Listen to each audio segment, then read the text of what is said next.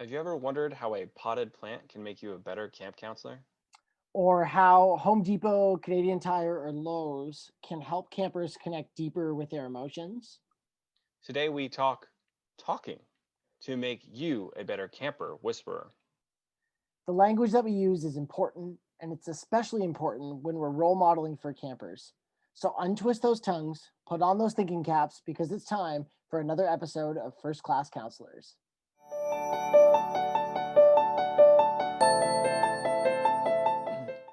Hello, camp pros. This is Oliver Gregan. My pronouns are he, him, and I'm a summer camp professional.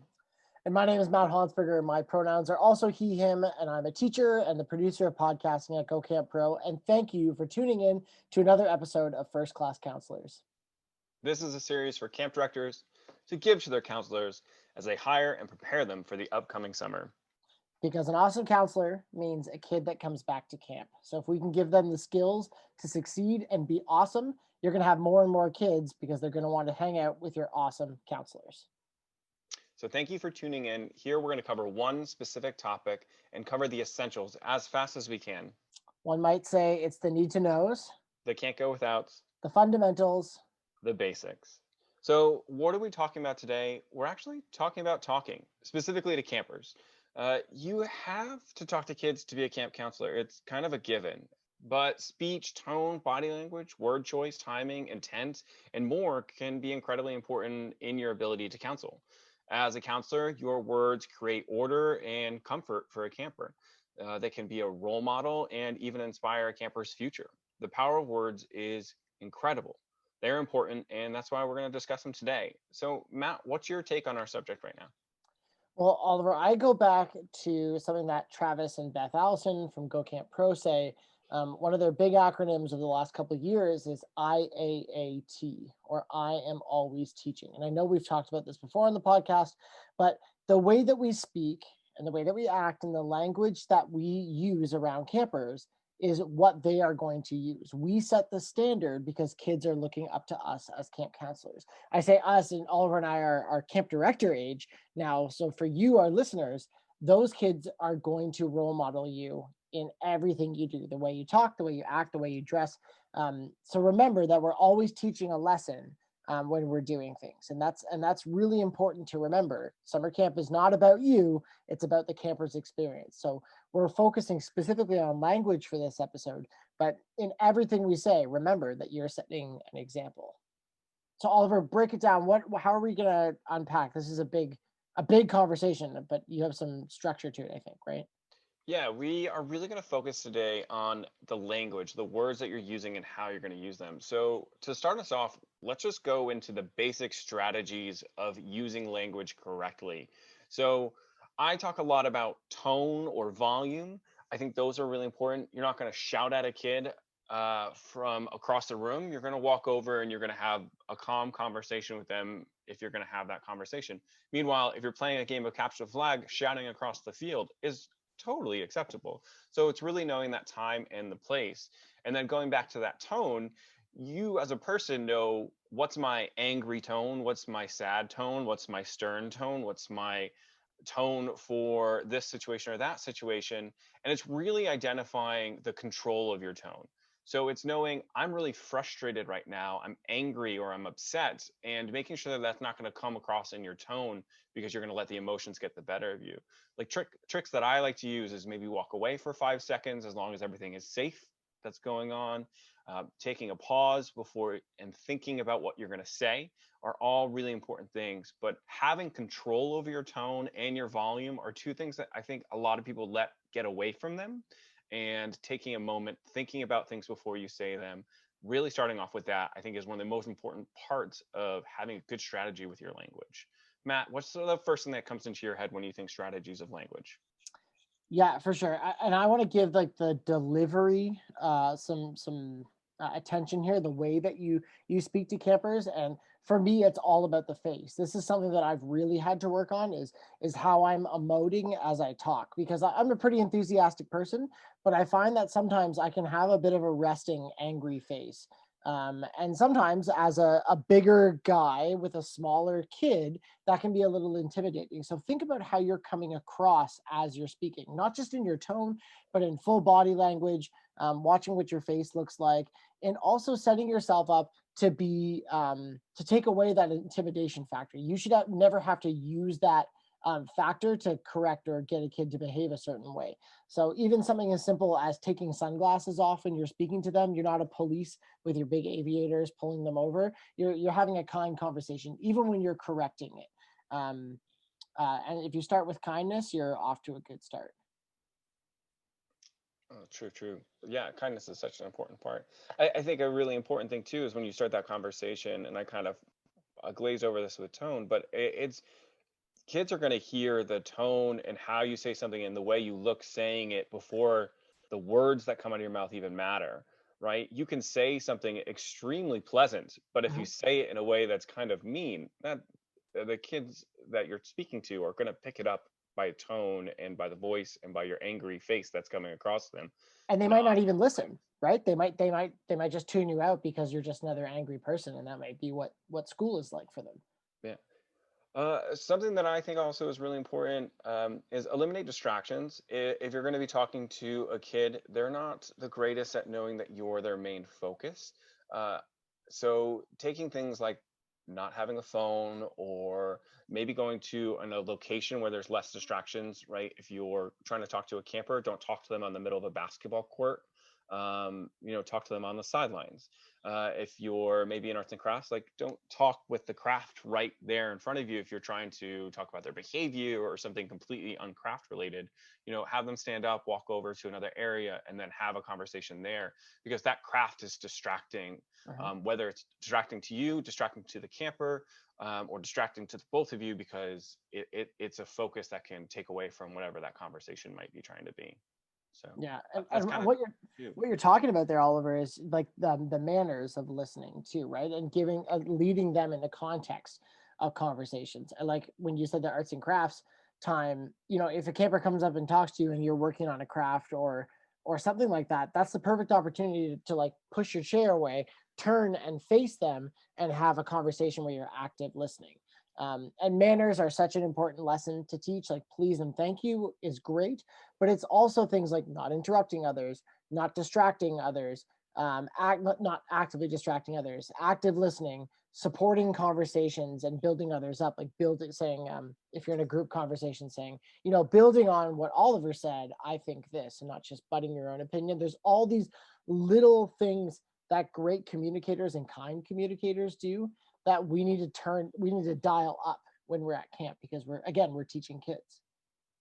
Yeah, and I think for a lot of, especially young leaders, as a counselor or maybe even in a leadership position at camp, it's tough to pull somebody away and have a conversation because it might be awkward. They might think they're getting in trouble when you're talking to them like that.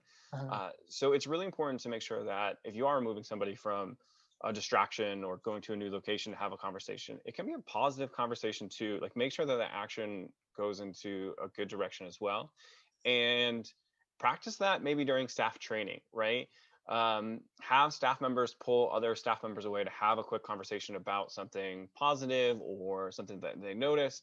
And then you're working on your staff members' observation skills, right? They need to see something to have those conversations, but also B, they're working through that kind of awkwardness that occurs when you have to walk up to somebody, tap them on the shoulder and say, hey, can I talk to you for a minute? uh, And hopefully you start to eliminate some of the stigma that action has.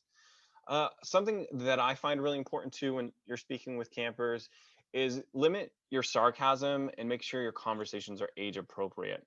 And this is something that's really tough for counselors sometimes, I feel, because sarcasm may be a part of their identity. Their humor is sarcasm at the very uh, core. I know oh that yeah. I can be a pretty sarcastic person, and it is hard to take it away. I think sarcasm is important though. Like I think having that ability to make that joke and allow a camper to delegate that it is a joke or it's not serious is really important for growth. I think, however, you need to think about how often and how you're being how your sarcasm is coming across. It's really important to know that.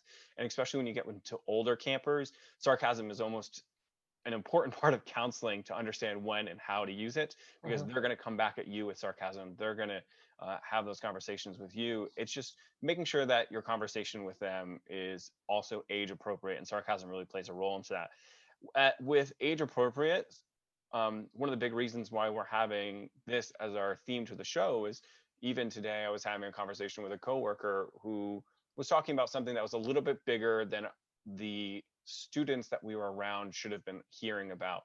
And I just thought to myself, man, age appropriate conversation is so important, that Mhm. we need to understand that what's the time and place to talk about specific things, what's appropriate.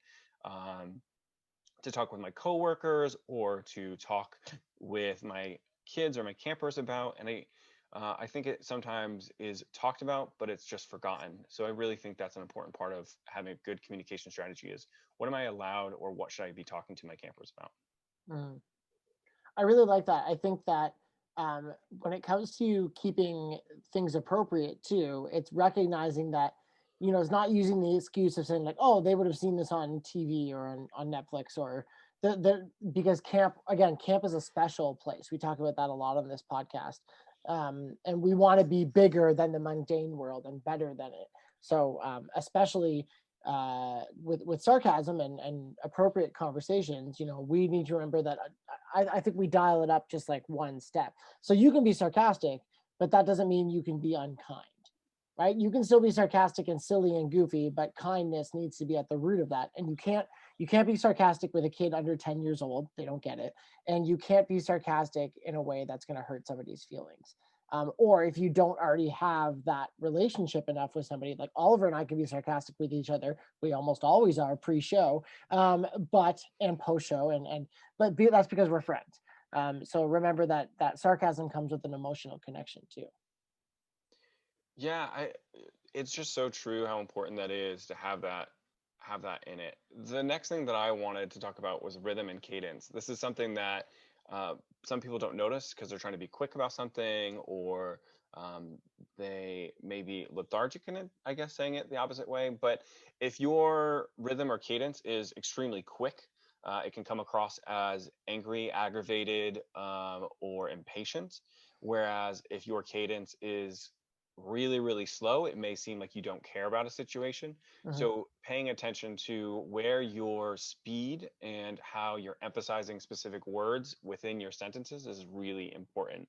So, like, for instance, I was just talking really quickly like that. So, you might think I'm trying to get through this point really quick. But if I slow it down, I emphasize specific words, you're going to understand that as I say these things, I want you to hear them. And if you're listening to this podcast in the car or working out or whatever you might be doing, you'll notice that the different ways I spoke, which one grabbed your attention. It was that change of pace. As soon as I went from really quick, which is my normal speaking tone, to a slow, methodical cadence that thought about the words that were coming out of my mouth, you paid more attention. So think about that when you're speaking to your campers, because what are they more likely to listen to? Sorry that I do speak fast all the time. It's just a natural habit. And if Matt and I didn't speak quickly, our show would be 2 hours long. So we apologize.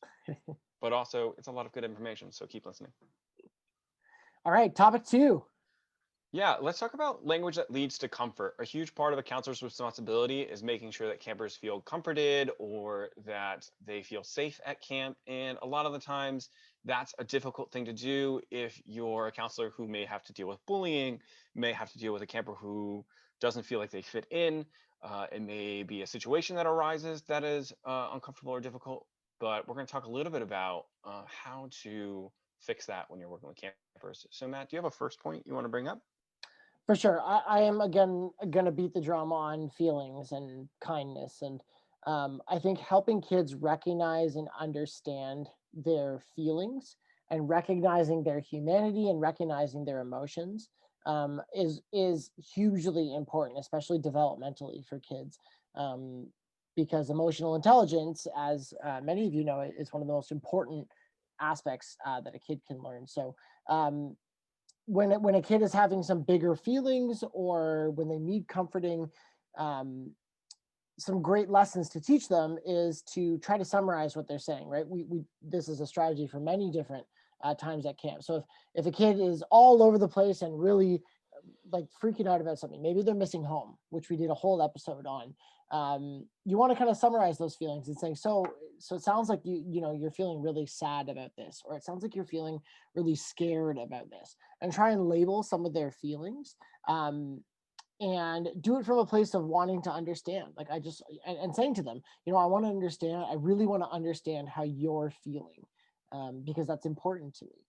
And in the negotiating world, there's a really great book. I can't remember the title of it. I'll put it in the show notes. I think it's Negotiate Like Your Life Depends on It, or something like that. One of the concepts he talks about is getting to a that's right. You want the camper to connect with you on a level where they're like, oh, that's right. That is how I'm feeling. Because then you build connection in that moment, and you can also build some comfort because you've helped that kid recognize a feeling. And recognizing a feeling is the first way to correct a feeling. You can't correct being sad if you don't first understand that you're sad.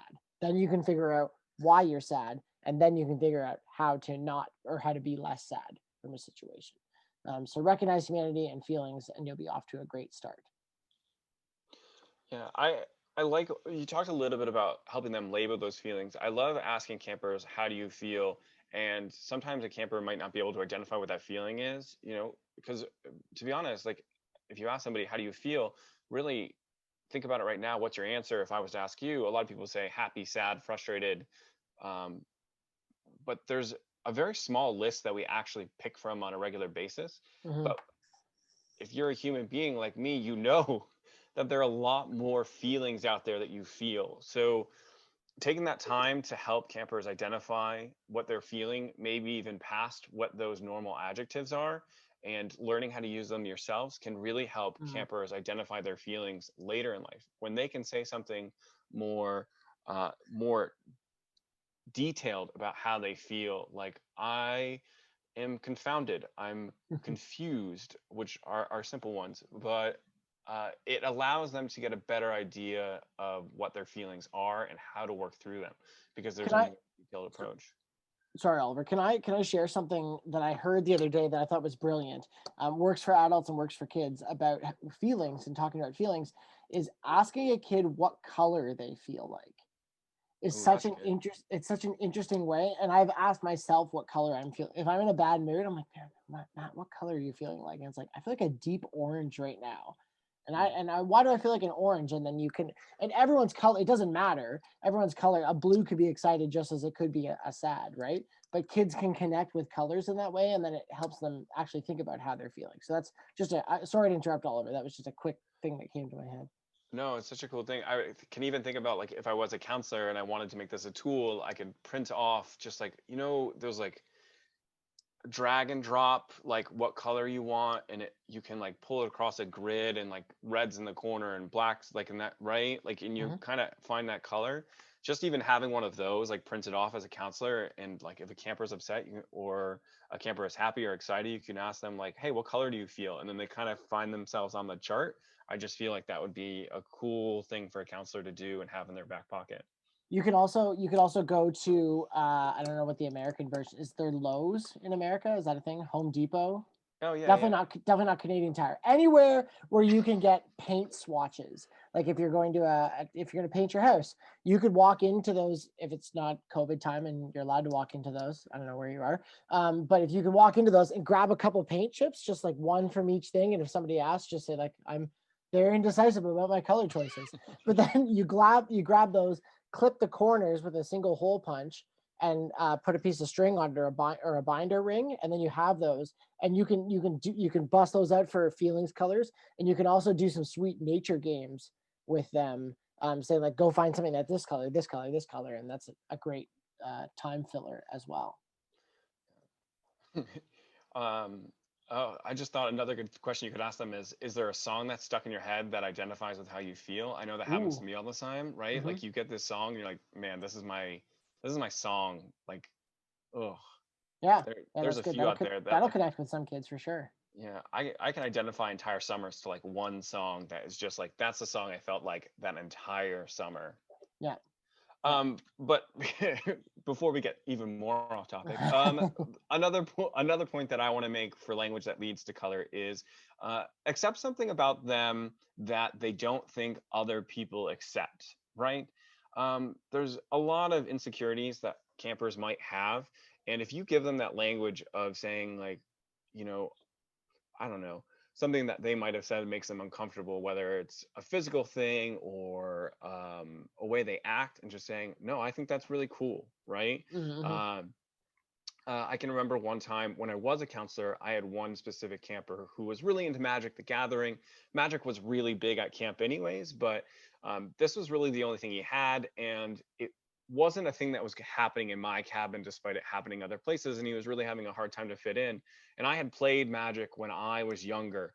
So I actually took the time when I had a night off, drive home, pick up my old Magic cards from a date that I actually don't want to disclose, and drove back to camp so that the next day I could play Magic with him. And Nice. because I, being the counselor, had something in common with him that we could connect with, that I said, hey, I think this is cool. It wasn't just great for him to connect with me, but other campers saw this and they were able to connect with him. And I thought it was such an amazing thing.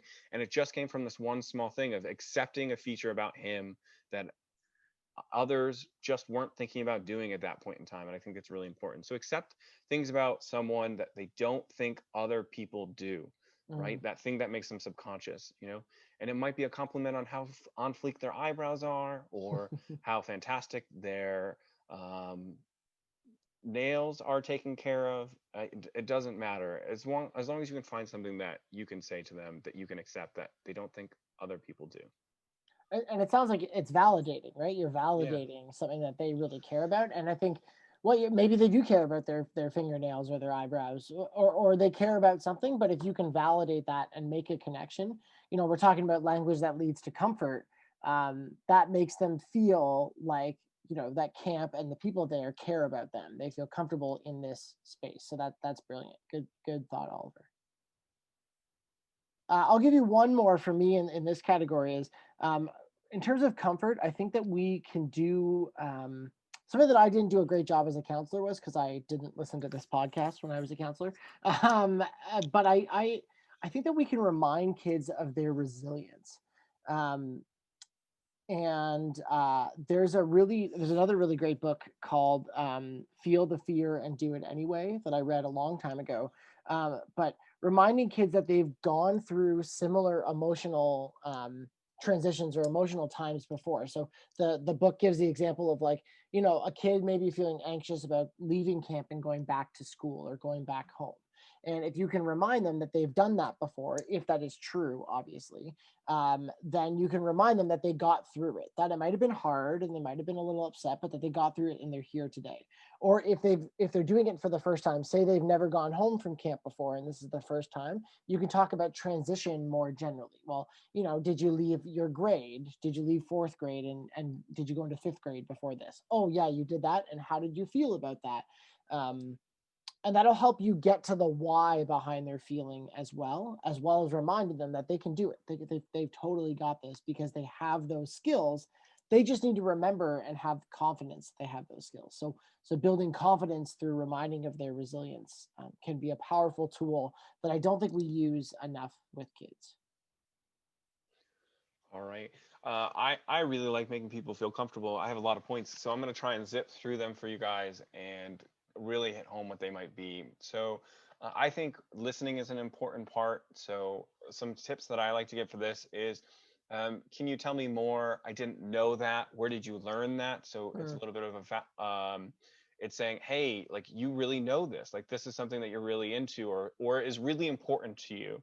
And having them teach you as a camper to counselor is extremely validating, because you're getting to teach something to your role model that you're really interested in. And this can be as something as, I remember one camper who was really into 70s and 80s rock music, and he taught me all about the different rock stars of those days. He loved Grateful Dead, and knew more details about them than I had ever known. And obviously, I can recall right now because I just remember nodding and saying, man, can you tell me more? Hmm.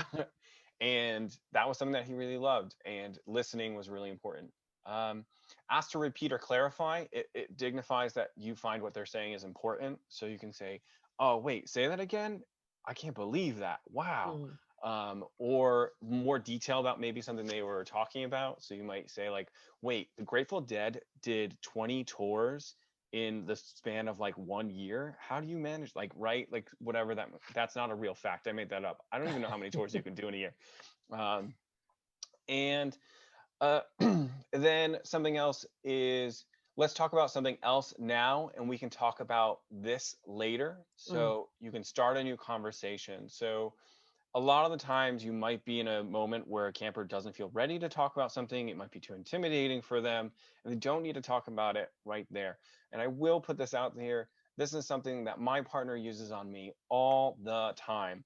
She identifies that I do not want to talk about whatever is going on right now. And she says, hey, do you want to talk about this tomorrow? Or do you want to talk about this come Monday, whatever it might be? Hmm. And she allows us for that moment in time to move on.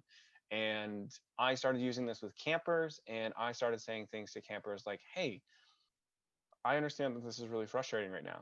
Do you want to go for a walk and we can talk about something else? Or do you want me to come back later and check in on you and we can talk about it then? Nice. It's not something that we need to talk about right now, but I understand it's something important we do need to eventually talk about, right? Hmm. Um, Walk and talk is something I kind of just brought up, but it's something that I really enjoy happening, or just doing something else. I love doing this with staff as a director, but also doing it with campers is really useful. It gives them something to focus on. I really liked when I did my mental health first aid course. They gave us all Play-Doh, and we all played with Play-Doh while they were teaching the class, because they understand that some people, like myself, are extremely fidgety. And if you've taken a mental health course and you realize that you're in this class from dawn until dusk and you have Play-Doh, Play-Doh dries out when you play with it too much. Never knew, but I apparently am a very fidgety person, and my Play-Doh over the course of the day dried out. And another thing I like to do is make what you're talking about, if it's appropriate, fun to talk about. Hmm. So I like to say, I want to understand this better. Can you give it to me an analogy? I just did this with a friend the other day about something I was really frustrated about. And I was like, well, I felt like a lion, where I was in captivity and I couldn't make my own choices or do my own things. And then when somebody came to feed me, they slapped me across the face with the meat and said, you're lucky to have this. And that's how I felt, frustrated. Like, that's how but putting an analogy made it humorous but also understandable for my friend. And you can ask other people to kind of do this back for you. Like, can you describe the situation for me if you were a monkey instead of you, right? Like, give me that dynamic. And it's something that they have to think about, they can laugh about, they can really pull the whole situation in. And big things and complicated things can get condensed down to a really simple thing, right? Like, if you really wanted something and I'm describing it to you as a monkey, the item is the banana, right? So now I know that the most important thing to this person I'm talking to was actually the basketball that another camper took and ran away. But in reality, the more important thing was the banana was the friend who ran away because they were upset, right? Like, so now the more important thing I can realize as a facilitator of this conversation is the important thing is the friend, not the basketball. They didn't care about the basketball. The basketball was never in the conversation. So think about it that way. And the other fun thing that I can do is I change the people, places, and things to code words. So Hmm. now the person we're talking about becomes Michael Keaton, and the place we're talking about becomes I was gonna say Gotham because he played Batman, but I don't want to keep it in the same jurisdiction. So we're gonna say space. We're gonna go on to the Enterprise. So it's Michael Keaton on the Enterprise is the place we're talking about, and then the things we're talking about are going to be a paper towel, a cat, and a water bottle. Hmm. And but each one of those things just replaces something in what they're talking about. So as they're explaining the situation to you, they have to say, well, Michael Keaton took my cat away from me and ran away on the Enterprise, Hmm. right? So now you are having fun with this conversation. you can start to giggle a little bit about it. And you can realize that maybe them just stealing the basketball was not as detrimental to our lives as we may have once previously thought. You just had a Mm, good laugh. And that's really important. With those two strategies, I think it's also really important to clarify is make sure that it's something that can be taken lighthearted, can be oversimplified, and can turn into something a little bit more childish and campy. Don't do that to something that is an extremely important conversation that you're having with that camper, and you can tell it's very deep. So, mhm. Matt, do you have one more? Yeah, one more. I said earlier, ask why and get to the root causes. It made me think of this other strategy that I learned from someone. So if you hear this and it's your strategy, thank you for this. But the idea was helping kids understand what they're actually afraid of or actually thinking about. And the perfect example is a kid is on the climbing wall and you're belaying them. And the kid says, I want to come down. Instead of saying, what you would normally say, like, okay, you can come down or keep going, the first question you ask is, okay, I hear what you're saying. Can you tell me why you want to come down? And you ask them why, and they might give you answers like, I'm stuck, like I'm scared, or those kinds of things. And then you can start to break it down. So if a kid says, I'm stuck, you can ask, okay, well, can I give you some hints on where your next hold is? Or can I, do you want some help with that? Or if a kid said, I'm scared, I'm going to fall, you can kindly remind them that you're on belay and you can let them hang back on the wall for a second. And that changed the way that I did adventure stuff, because kids are scared of falling. They're not necessarily, or they're scared of being up high, but why? Because they're scared of falling. So you can help them drill down to what they're actually feeling and then offer to support. I'm not saying like, okay, well, you're going to go up the wall by using your right foot on this rock. You still want to build their resiliency and that kind of stuff. But you're inviting them into that conversation and not and showing them that they don't have to be scared of their emotions. When they have an urge, they don't have to act on it when it comes to fear, especially. So that can be a good comforting strategy for you. All right. We're going to move on to topic 3 now, and we're going to talk a little bit about language to lead or change behavior with our campers. And really, something that we're trying to identify here is when a camper we're trying to get campers to do something. It might be like a chore or a responsibility, or it might be they're doing something inappropriate and we need to kind of do a 180 on what's going on. So to start this off, I like to use a phrase that I call I wonder. And I typically use this when a camper says something that I may not agree with. It might be they're trying to take control of a situation that they should have, or it might be they say something that's really inappropriate.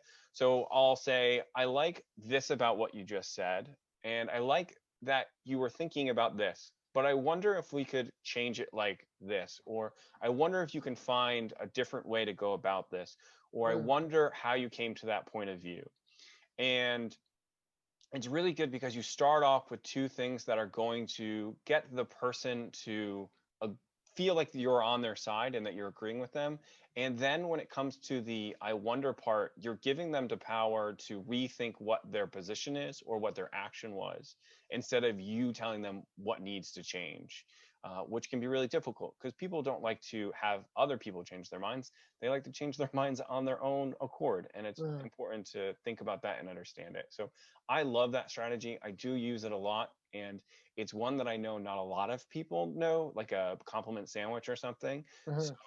so it's very it's very useful because sometimes I find that people catch on to a compliment sandwich or something. So this one, for some reason, I can sneak it in there and it still catches people.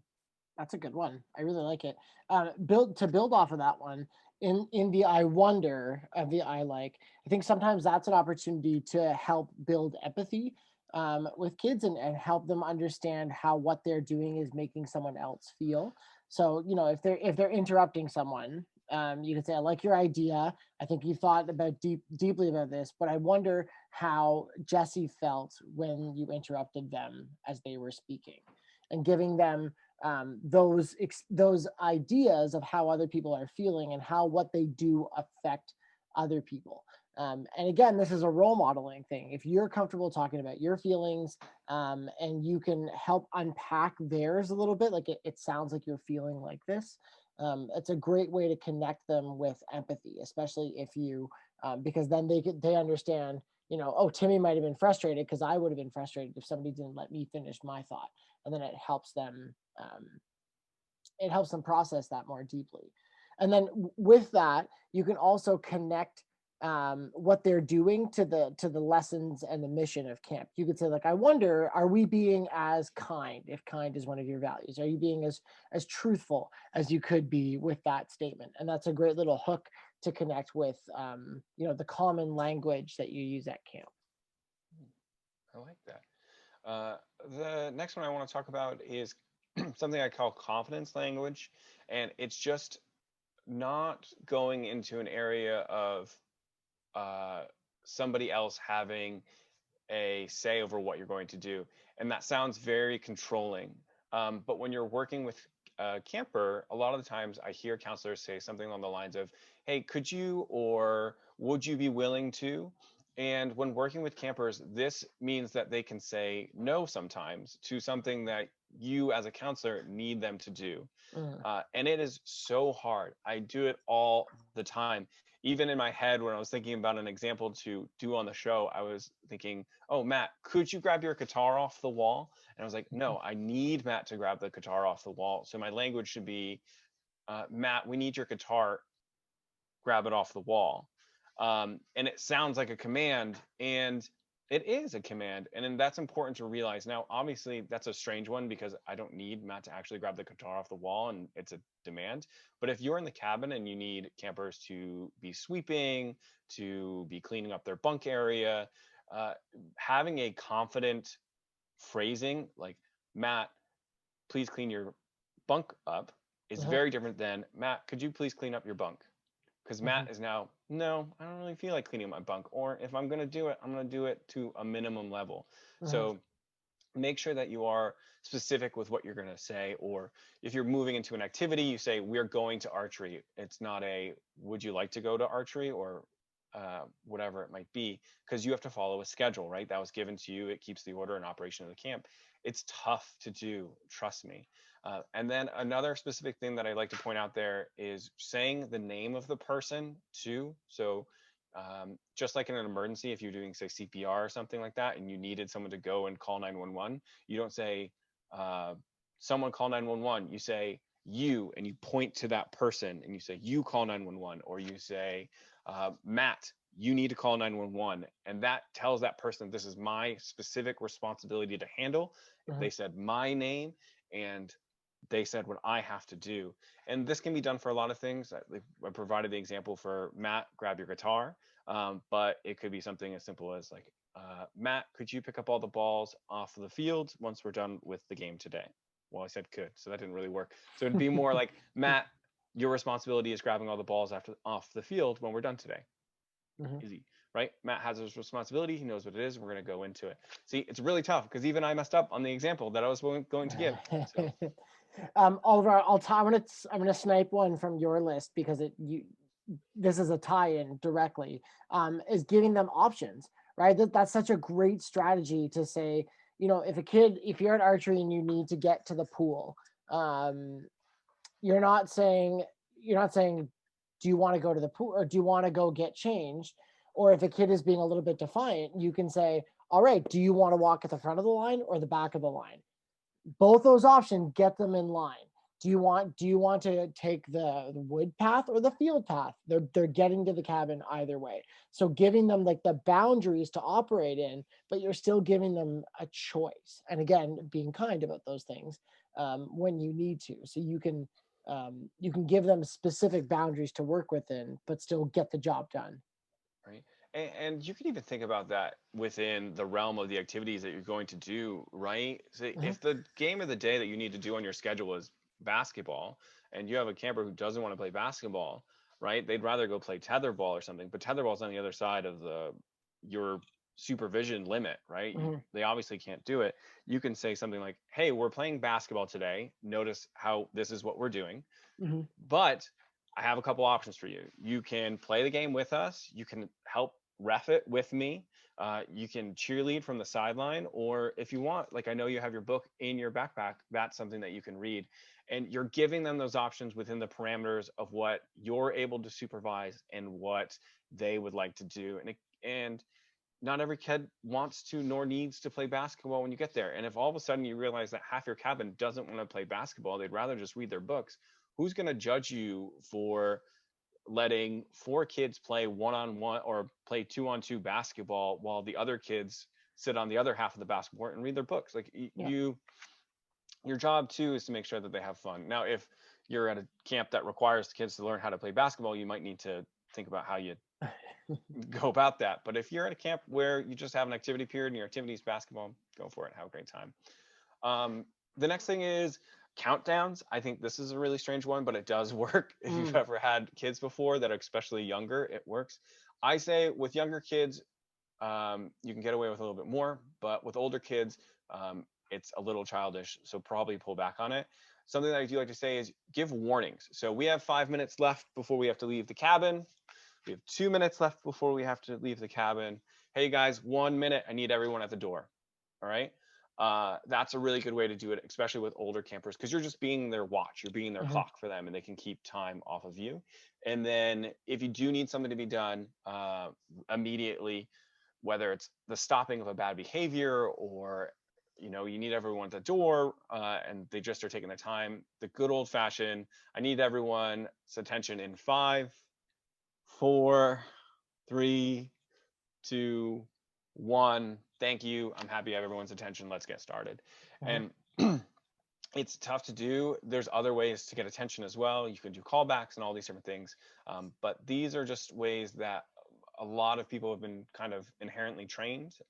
They're used outside of camp as well. So they're just good strategies for getting attention as well. Nice. Yeah, I want to go for my next point. I'll go back to the basketball. You're at basketball camp and they have to play basketball. Like they have to do that because that's a skill that they're expected to learn, whatever. Anytime a kid needs to do something and they don't want to, another strategy that you could use is first and then. Where you say, okay, first we're going to work on our layups and then we'll scrimmage. Because then you're giving them, so you know that every kid just wants to scrimmage. That's all they want to do when they're playing sports. That's all I ever did, right? I just want to play the game. I don't want to work on layups. I don't know how to do a layup. But anyway, but you can say, we're going to do this now, and then you'll get to do that thing. And just reminding them, because kids, that is developmental, right? Their frontal lobe hasn't fully developed yet. It doesn't stop developing until you're like 25. So they've got a long way to go in thinking and processing the future. So you're getting them to be like, oh yeah, okay, I'll get the thing that I want if I do this thing first. And that has saved my bacon so many times. It's a great strategy with campers with different abilities and special needs. That's a common one that works for certain people, but it works for everybody. And it works for adults too. If you say like, okay, that's a way you compromise, right? Be like, okay, we can totally make that happen, but we got to do this first. And that's like, oh yeah, okay, let's do this boring paperwork first. And then we'll go play catch outside. That's often how people have to like get me to do boring paperwork. Is like, Matt, we'll go do this thing where you can run around and be a goof, but you got to do your paperwork first. Okay, fine. I got it. So first and then. All right, I'm gonna hit 3 really quick ones. So my first one is don't. So this is don't use the word don't in your sentences, or no, or can't, or whatever. Don't use negative language, essentially, is what it is. Use positive language. See the difference? Use positive language versus don't use negative language, right? It's just different. And examples of this you hear all the time: please no running on the docks, or please walk on the docks, right? The difference here is instead of telling them to stop doing a negative behavior, you're telling them exactly to do with what the positive behavior. I know we've talked about this on the show before, so just hitting it real quick. It's an important language skill to have, practice it. And if you are somebody who's in a program area regularly, think about what kind of positive language you could use in that program area instead of some of the don'ts that you might be seeing all the time. A really good strategy is if you are working, say, the rock wall or something, and there's that sign that says what the rules are to that area. Check that rule sheet and see if there are don'ts or no's on that, and see, hey, could we change that to more positive language in some way? Next, short sentences. Just be specific about what you need to say. If you're trying to explain something and it's not entertaining and it's more than 3 sentences, I guarantee you lost the attention of whoever is listening. Short, quick, direct sentences. Think about how you're explaining rules. Think about how you're talking to people specifically. Remember, as a counselor, you're the listener. You're the person who's there to guide people to do things. It's not your job to go through this long list of undocumented opinions that you have about something crazy in the world. Really, your responsibility might be to just listen to somebody else and hear what their opinions are and question them and have them wonder about those thoughts. So, short sentences, focus on the other person who's talking, making sure that you're making sure that the rules or the regulations that you're doing are quick and to the point. And then my last one that I really wanted to make is say yes to bad behavior. It sounds weird. Yeah, tell Um, me more. but if your kids are fighting to do something dumb that you know is dumb, and you're just like, nah, we're not doing that. It's not Mhm. something that we should do. Like, it doesn't fit in with our core values. Rethink it. Stop for a second, pause, and go, how could I say yes to this? How could I Mhm. say yes to this very obvious, very poor, horrible decision that my campers want to do? Right? My campers want to shoot archery off the back of horses. That is an awful idea. But take a moment, pause. Maybe there's a way to do it. I'm not a horseback riding person per se. I know that I shouldn't put a bow and arrow on top of a horse well enough. But I might have a friend who can think of a way to do something like that. Maybe, um, maybe they do. But You nonetheless, could like build a wooden horse or make a fake horse at the archery range and like set up a whole like Wild West theme. And yeah, exactly. you are creative people, dear listeners. You can come up with these things. Yeah, and Matt just proves the point right there, right? There is a if there is a will, there is a way, Mhm. and may it be exactly what your campers thought? No, but is it something along the lines? Yeah, and that Mhm. creative deductive reasoning that counselors do so well is super important. So say yes to bad behavior. I think we've talked about this on the show, just the say yes For sure. function before. But think about how you can say yes to bad behavior. And sometimes a little naughty, a little bit of misbehavior at camp is a fun thing that you can do with director permission. Yeah, for sure. Yeah. I've broken to the director's house with kids and watched a movie. We watched Brother Bear. We had a bunch of snacks. That happens. That was a bad thing to do, but we had permission, and it was one of the most epic memories that I've had at camp, and the campers have had. So, Nice. um, think about it. Say yes to bad behavior. Matt, do you have any points that you want to hit?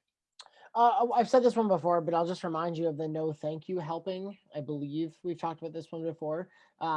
Really quick though, if a kid doesn't want to do something, we want to train them to and help them remember that it's okay to try new things. And the no thank you helping concept came from my mom. Growing up, she would always say, "Okay, you're allowed to say no to something, but you have to have at least tried it first." So if it was like Brussels sprouts were coming out and my sister and I would make like gagging noises and she'd say, okay, well, you don't have to have any, but you do need to have a no thank you helping. And that means we had to take one, like half of a Brussels sprout, put it in our mouth, chew it a few times. And if we didn't like it, we can make a big show of it and spit it out into the garbage can and be like really gross about it. But it works. It works with campers all the time. We say like, okay, I want you to try this thing, whether it's an activity or a food. I think it's nice because we give them some consent into like not fully participating, but like going back to the rock wall, you can say that you don't want to climb, but I'd like you to be in a harness. And that's an efficiency thing. So you don't have to harness them up later. They're already ready to go. So no thank you helpings can be really helpful for correcting behaviors. Yeah, I love the no thank you helpings because no thank you helpings, just so people know, can also be a helping that has to occur even if a camper says, well, I know I don't like green beans. I've had them before. Well, your response will be, well, it's a no thank you helping. Yes, but also, I know you don't like your mom's green beans, but have you ever had Chef Lydia's green beans? No, Mm-hmm. they're totally different, right? So Yeah. your no thank you helping is to the chef or to the ingredients that might be happening that time so that Mm-hmm. you can encourage them to continue trying maybe a different version of something they've already had and to keep it going, right? And do you know what my mom would always do too? Even if we had it like a month later, I could have been like, we had Brussels sprouts last month and I had no thank you helping. She'd be like, well, your taste buds grow every day. I'm like, oh, mom, that's so good. Ah, yeah. She's got you. Yeah, she's got me. All right. Our final topic for the day is just talking about language to inspire or bring joy. We just think that this is such an important thing as a camp counselor. It's really kind of the heart and soul of what you do at the very end of the day. So we'll hit some of these really quickly. My first one is do a story time or use language that talks about strong role models, right? Mm. And especially empowering role models. You know, talk about people with your kids who have inspired you through whether it was historical events or through cartoons and cool things that they did, right? Like I know that I can talk about Goku because Goku always does the right thing, right? At least I think so. I really haven't watched too much Dragon Ball Z recently, but I think people can speak for me. Or you can talk about how Goku is an extremely hard worker because he ran the 10,000-mile dragon thing, right? I think I can remember that. But talk about strong role models and reinforce those in front of campers and have them be at kind of some of the core of your language. And it will really help campers because it doesn't have to be just somebody who's standing in front of them that's super cool. It can be somebody that they maybe want to identify or a feature of a person that they know that they've seen and they can understand. Hmm. That's great. I'll give one thing that just needs to be mentioned for sure, and this is a Michael Brandwine ism, famous camp trainer, very very smart man, friend of Go Camp Pro, and he says that when it comes to praising a positive behavior, is we want to do what's called DLP, which stands for describe, label, and praise. I'm almost sure we've talked about this one before as well, but it bears repeating, um, because the biggest win is when we can help a kid discover the best part about themselves. And sometimes, again, we need to give them the language to know what quality it is. So, describe, label, and praise is I could say to Oliver, I would say, hey, Oliver, I really like the way that you set up these show notes. They're super clear and concise, and I think they're great, really great job. And those are three things. So I've described what he did. He set up really nice show notes. They were clear and concise. That's the label. And praise. Great job. That's awesome. And those three things, maybe Oliver's like, oh, I didn't realize that that's something that I'm good at. And then that behavior will continue or even get better. So because I just complimented Oliver like that, the show notes are only going to get better because he knows the standard that I recognize, that I praise. And that's even more powerful when it's not a peer you're complimenting, when it's a camper. That's even more powerful. And again, this is a great opportunity to connect the label with the values of your camp. So if honesty and respect are two big things, you could say that was incredibly honest, and that is the Pierce William. That is a great strategy here at Pierce William, or a great value here at YMCA Birch Bark, that we do here. So good job, right? Describe, label, praise. Uh, what I love is identifying features with your campers of other people doing positive things, right? So if you use that DLP, but you might be sitting next to somebody and be like, "Oh man, did you just see how so and so picked up those balls and just put them back? What a cool dude," right? Like Mm. that one little sentence there can make an impact on your camper if you don't realize it. And if you're somebody who's constantly identifying those things, it will help other people recognize those features in people. So it's, oh man, I noticed that so and so cleaned up all of the lifeguard tubes after swim today. What an amazing dude. Or uh, did you did you notice that there wasn't a mess in arts and crafts when we walked in today? Oh yeah, I heard that Ryan came in and cleaned up and Mm. made sure that everything was in order. And you're just making sure that people are getting credit where credit is due, yes, but also it's recognizing positive behaviors that people can mimic in the future, so your campers can mimic. And then the other thing is have your campers identified as well. So if you see this, you recognize it, but then have your camper identify it for somebody else. So have them go up to a person and say, hey, even if I was the one who told them, it could be, hey, Oliver and I noticed that you cleaned up all the lifeguard tubes, or that arts and crafts was clean when we arrived today. Thank you so much for that. And that's having your campers practice that DLP and you're assisting them going through it. Don't think just because you were the one noticed it, you have to be the one who has to be the one who gives a compliment. Hand that off. It's kind of like when you hook a fish when you're fishing and you hand the pole to the person who hasn't hooked a fish all day and they get to reel it in, it's like they still get to catch the fish. It's just the fish happen to catch your hook instead. So hand off the fishing pole. Love it. Make something out of that. The last thing I'll say here, this is kind of, there was a presentation on this when I was a young leadership staff member, and it stuck with me so strongly ever since, is that we want the camp experience to be more than just about you as a counselor. You are going to build those connections, and campers are going to mimic you, and you will be a great person for them, for some of them at least. But we want to make sure that we're building their self-esteem. We want to give them the sense of self, again, helping them discover the best parts about themselves and what they like about themselves as well. And the example that the trainer gave us was that they said, okay, you're in arts and crafts and you're walking around just seeing what kids are doing. And you know, Jenny's done a really great job drawing a dinosaur, or it looks like a dinosaur. It looks really great.